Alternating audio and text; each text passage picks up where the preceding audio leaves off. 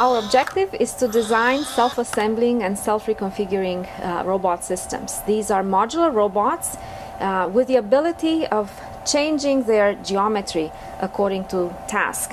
And this is exciting because a robot designed for a single task has a fixed architecture, and that robot will perform the single task well, but it will perform poorly on a different task in a different environment.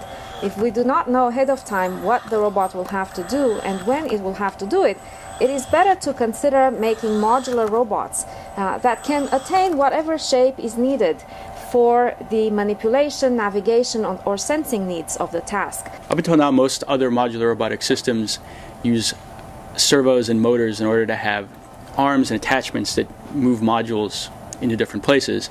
However, we wanted a simpler approach that uses fewer actuators, fewer moving parts, and was easier to implement on a lot of different robots. And so the approach that we chose is to use angular momentum. And essentially what that means is there's a spinning mass that spins inside of the robot.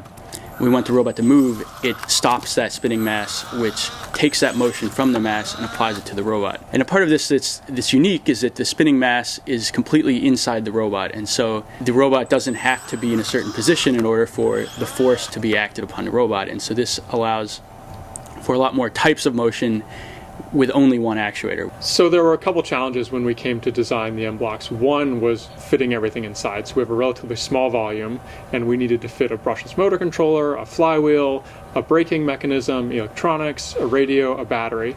Additionally, we faced the challenge of trying to simplify and make the design as robust as possible. So we didn't want any external moving parts, we didn't want latches, we didn't want the cubes to change their shape. We just wanted simple blocks that were able to move on their own. The magnet system in the cubes is one of its key features. So we have face magnets. There's 8 face magnets that provide some coarse alignment. And then there's these edge magnets, which are free to rotate. And the key is that when a cube starts rotating, the edge magnets actually get closer to one another. So if we start from this configuration and we break the face magnets free and start rotating, the edge magnets actually get a little bit closer due to the fact that the edge is slightly cut back or chamfered. And as a result, you form a very strong bond between cubes, which allows them to stay attached as one is rotating into a new position. It continues rotating, the face magnets provide alignment, and it snaps into place. One other benefit of having an inertial actuator is that the cubes are able to jump, and this is a capability that very few robots have, and especially very few modular robots, because in order to jump, there's a requirement for a very high amount of energy in a very short amount of time. And most robots are optimized for control, stability, and precise motion.